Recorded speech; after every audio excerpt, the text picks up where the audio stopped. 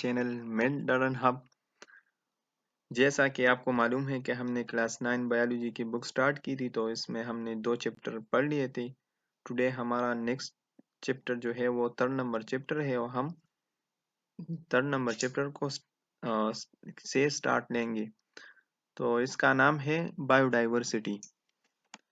इस चैप्टर में हम बायोडाइवर्सिटी की डिफिनीशन और इसी तरह aim and principle of classification, history of classification system, यानी इसमें kingdom classification, 2 kingdom classification, 3 kingdom classification, 5 kingdom classification और इसी तरह 5 kingdoms, binomial nomenclature and conservation of biodiversity.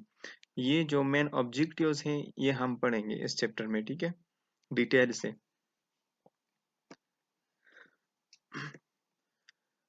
अच्छा, in the previous chapters we have learned that biology is the study of living things। हमने पिछले जो chapter हमने पढ़े हैं तो उनमें हमने ये सीखा कि बायोलॉजी जो है ये जानदार चीज़ों की के बारे में स्टडी है। इसमें जानदार चीज़ों के बारे में हम स्टडी करते हैं। The living things have been divided into 5 major groups so that they can be identified easily। अच्छा, ये जो लिविंग थिंग्स हैं ये हम 5 मेजर ग्रुप्स में डिवाइड की है। तो इनमें हम जो 5 मेजर ग्रुप में हमने डिवाइड की है इसलिए ताकि हम उनको अच्छी तरह से आइडेंटिफाई कर सकें। The similarity among living things is that they share all the characteristics of life। अच्छा, ये जो लिविंग थिंग्स जो जानदार चीज़ें हैं तो उनमें सिमिलरिटीज़ ये है कि इनमें लाइफ की हर तरह की हुसूसियत जो है वो मौजूद है, जैसा कि मूवमेंट, रेस्पायरेशन, सेंसिटिविटी, ठीक है, nutrition, excretion, reproduction and growth.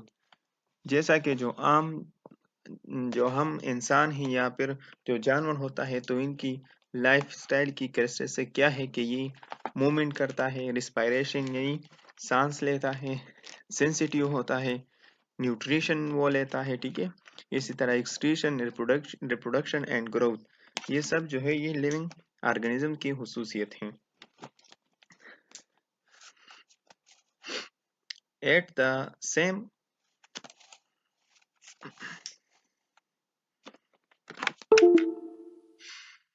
the same time, these living things differ from one another and their variety of appearance is enormous। ये एक वक्त ऐसा आता है कि ये सारे लिविंग थिंग्स जो है तो ये एक दूसरे से जो है डिफरेंट होता है। इसकी लाइफ स्टाइल के बारे में या इसकी जो किस्में हैं जो हमने 5 किंगडम जो हमने 5 ग्रुप्स में डिवाइड की हैं तो इनकी सिमिलरिटी, उसकी जो लाइफ स्टाइल है ये एक दूसरे से मुख्तलिफ होता है और ये जो है मुख्तलिफ तरीके से ज़िंदगी गुजारता है। अच्छा, अब नेक्स्ट है इसका जो टॉपिक है वो है, हम अब इसकी डिफिनीशन से हम स्टार्ट लेंगे, ठीक है। Definition and introduction to biodiversity. अब हम बायोडाइवर्सिटी की डिफिनीशन करेंगे और उसके बारे में जो भी इंट्रोडक्शन है वो हम अब नेक्स्ट जो है हम पढ़ेंगे, ठीक है। तो biodiversity is the variety of the living organisms present in an ecosystem। Biodiversity is the richness and variety of living organisms on earth। Biodiversity जो है ये इर्द गिर्द हमारे इकोसिस्टम में जो मुख्तलिफ किस्म के लिविंग थिंग्स, लिविंग ऑर्गेनिज्म रहते हैं तो इन सब को बायोडाइवर्सिटी जो है बायोडाइवर्सिटी कहा जाता है। बायोडाइवर्सिटी है इसमें जो है बहुत से हर किस्म के एनिमल्स, ह्यूमंस ये सब होते हैं, जैसा कि माइक्रो ऑर्गेनिज्म वगैरह। तो इस अर्थ में जो भी एनिमल्स है, जो भी किस्म के लिविंग ऑर्गेनिजम्स है, इन सब को एक नाम हम देंगे, उनको बायोडाइवर्सिटी कहते हैं। ठीक है। Importance of biodiversity in the natural ecosystem. अच्छा, अब इस इकोसिस्टम में जो है बायोडाइवर्सिटी की इम्पोर्टेंस क्या है? तो the benefits and services provided by natural biodiversity include. अच्छा, ये जो बायोडाइवर्सिटी है, इनकी जो बेनिफिट मीन इनकी जो फ़वाइद हैं, तो ये नीचे दिए हुए हैं कि किस तरह ये जो है ये इम्पोर्टेंट है। तो फर्स्ट नंबर इसमें है maintenance of soil quality. Soil qualities के बारे में, The, the activities of microbial and animal species play a key role in the cycling of crucial elements such as nitrogen, carbon, and phosphorus between the living and non-living parts of the biosphere. Soil जो है ये मिट्टी के बारे में कह रहा है कि ये जो ज़मीन है इनकी इसमें क्या फ़वाइद हैं। तो जो माइक्रोब्स हैं ये ज़्यादातर जो है ये सोयल में रहते हैं। ठीक है। और इसी तरह इससे nitrogen, carbon dioxide, carbon and phosphorus, इनकी जो रिलेशनशिप है between living and non living parts में, तो ये भी इस सोयल के ज़रिए से होता है।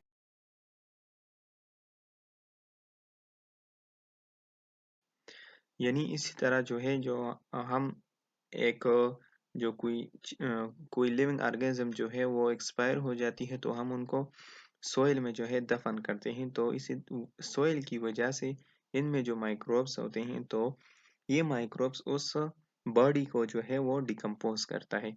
तो इसी तरह सोइल जो है हमारी बायोडाइवर्सिटी में बहुत इम्पोर्टेंट रोल अदा करता है। ठीक है।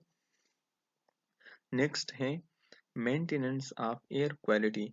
अच्छा, अब हवा के बारे में जो है वो क्या क्वालिटी है उनकी, इनकी जो फ़वाइद हैं बायोडाइवर्सिटी में वो क्या है? तो plant species purify the air and regulate the composition of the atmosphere. अच्छा, ये जो प्लांट्स हैं हमारी अर्थ में, तो ये प्लांट्स क्या करता है, ये एयर को जो है वो बहुत क्लियर करता है, प्यूरिफाई करता है, मतलब जो बिल्कुल क्लीन कर देता है।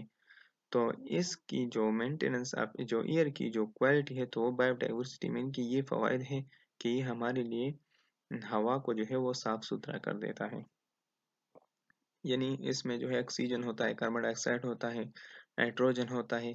तो ये जब बॉडी इनहेल करते हैं ऑक्सीजन, तो ये साफ़ सुथरी होती है। तो ये इसमें रूल किसका है? प्लांट स्पीशीज़ का है। ठीक है। अच्छा, नेक्स्ट है मेंटेनेंस ऑफ वाटर क्वालिटी। अब वाटर की क्या बेनिफिट्स हैं? तो wetland ecosystem, swamps, marshes, etc. absorb and recycle essential nutrients, treat sewage and clean waste। अच्छा, ये जो वाटर होते हैं, तो ये इसमें जो है स्वेप्स होते हैं, मर्शिज वगैरह, ये इसमें होते हैं, ये क्या करता है? रिसाइकल एसेंशियल न्यूट्रंस, ये एसेंशियल न्यूट्रंस ज़रूरी न्यूट्रंस हैं, उनको रिसाइकल करता है। और इसी तरह जो सिवाक है वो उनको ट्रीट करता है, और जो वेस्ट वगैरह होते हैं उनको क्लीन कर देता है। अच्छा, pest control. Around 99% of potential crop pests are controlled by a variety of other organisms including insects, birds and fungi। अच्छा, जो पेस्ट कंट्रोल है इसमें क्या आता है कि 99% ऑफ पोटेंशियल क्रॉप जो है ये कंट्रोल होता है वेराइटी ऑफ अदर ऑर्गेनिज्म। ये मतलब ये कि इनकी जो है अदर ऑर्गेनिज्म पे जो है डिपेंड होता है। इसके ज़रिए से जो है 99% ऑफ पोटेंशियल क्रॉप जो है वो पेस्ट वो कंट्रोल होता है। तो इसमें जो है इंक्लूडिंग इंसेक्ट्स आते हैं, बर्ड्स आते हैं एंड फंजाई आते हैं। ठीक है। नेक्स्ट है pollination and crop production। Many flowering plants rely on the activities of various animal species, bees, butterflies, birds, etc., to help pollination. More than one-third of humans' food crops depend on this process of natural pollination and dispersal of seed. अच्छा, pollination and crop production ये क्या है? तो इसमें बता रहे हैं कि मुख्तलिफ प्लांट्स जो है इनकी जो फ्लावर होते हैं तो इसमें जो पॉलिनेशन की जो प्रोसेस होता है तो ये ज़्यादातर जो है ये बीज बटरफ्लाइज बर्ड्स और बर्ड्स जो है ये करता है। और जो तीसरा हिस्सा है इसका तो ये ह्यूमन के ज़रिए से होता है। प्रोडक्शन ह्यूमन के ज़रिए से होता है क्रॉप्स की, ठीक है। यानी मीन्स के एक ही फ्लावर पे एक बी जो है वो बैठ जाता है तो उससे उनकी जो पोलन है तो वो उठाकर दूसरे फ्लावर पर वो जब बैठ जाती है तो उनको ट्रांसफर करता है। तो इसी तरह से इसकी जो प्रोडक्शन है तो वो पोलिनेशन की जो प्रोसेस है वो चलता रहता है, ठीक है। और मोर सीड्स जो है वो प्रोड्यूस होते हैं, वो पैदा होते हैं। Provision of food and medicine. Biodiversity provides the majority of our foodstuff and traditional medicines derive mainly from plants।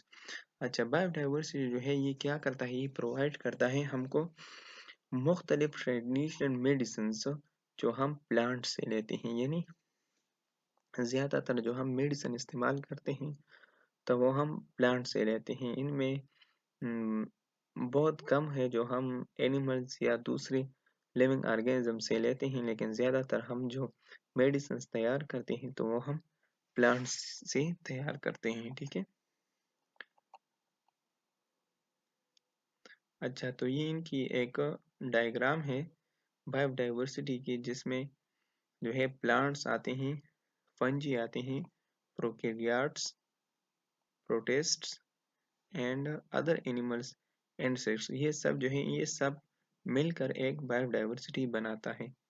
इनमें इसमें जो है इसके बारे में नेक्स्ट नीचे एक्सप्लेनेशन दी हुई है टॉपिक वाइज, फिर आपको समझ आ जाएगा, ठीक है। अच्छा, नेक्स्ट है AIIMS and principles of classification. अच्छा, इनकी जो क्लासिफिकेशन इन्होंने की है बायोडाइवर्सिटी की, तो उनकी एम्स और प्रिंसिपल क्या है, किसके बेस पर ये की है और क्यों की है, तो इसके बारे में हम पढ़ेंगे। The main aims and objectives of classification are. इसकी जो मेन हुसूसियत है, जो मेन ऑब्जेक्टिव्स है क्लासिफिकेशन की, वो ये है। First number, to determine similarities and differences between organism. हम ये डिटरमाइन करेंगे कि ऑर्गेनिज्म के दरमियान जो सिमिलरिटीज हैं और जो डिफरेंसेस हैं, यानी ये किन वजूहात के वजह से ये एक दूसरे से सेम है और किन वजूहात की वजह से एक दूसरे से डिफरेंट है। तो फर्स्ट हम ये डिटरमाइन करेंगे। दूसरा क्या है? To arrange organism on the basis of similarities and differences.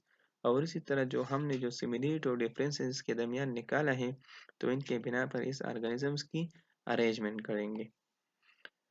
तीसरा नंबर है identify the organisms to study them systematically.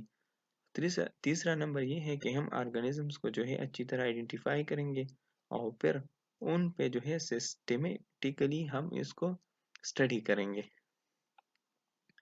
To find out evolutionary relationship among organism.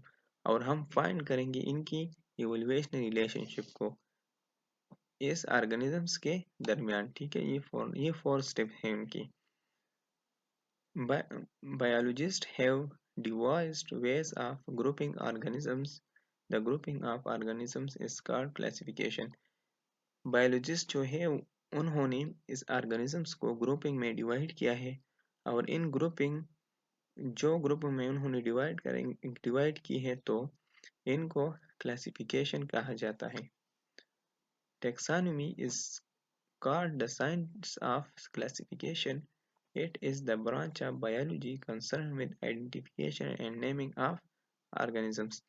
टेक्सानमी जो है ये साइंस की बायोलॉजी की एक ब्रांच है और इस ब्रांच में ऑर्गेनिजम्स को आइडेंटिफिकेशन उन्होंने आइडेंटिफाई किया है और उनको एक प्रॉपर नेम दिया है यानी साइंटिफिक नेम दिया हुआ है. Suppose you were asked to classify the living organism of your surrounding, what criteria would you use to classify the organisms? यानी कि मिसाल के तौर पर अगर आप एक लिविंग ऑर्गेनिज्म को अपने इर्द गिर्द इलाकों में जो है वो इसके बारे में पूछेंगे तो आप कौन सी क्लासिफिकेशन वो यूज़ करेंगे. लेकिन मिसाल के तौर पे अगर आपने एक ह्यूमन के बारे में पूछना है तो ज़्यादातर इलाके या ज़्यादातर अदर जो ममालिक हैं अगर उनको आप ह्यूमन कहकर पुकारें तो वो ह्यूमन को नहीं जानते. तो साइंटिफिक नेम का जो उनको जो नेम दिया है तो वो है होमोसेपियन. अगर आप होमोसेपियन के नाम से उनसे पूछेंगे तो वो समझ जाएंगे. तो इसी तरह इन्होंने ये क्लासिफिकेशन की है.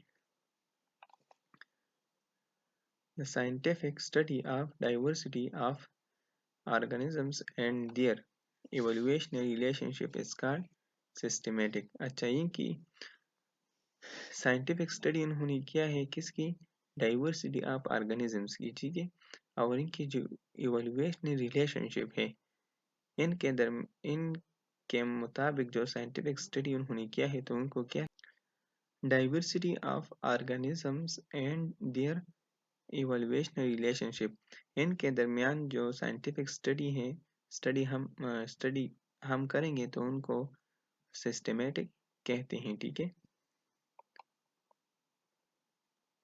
Basis of classification of living organism. अच्छा क्लासिफिकेशन की जो बेसिस है वो क्या है. The classification of organism is based on the similarities in them. Similarities and differences are studied in the internal as well as external features.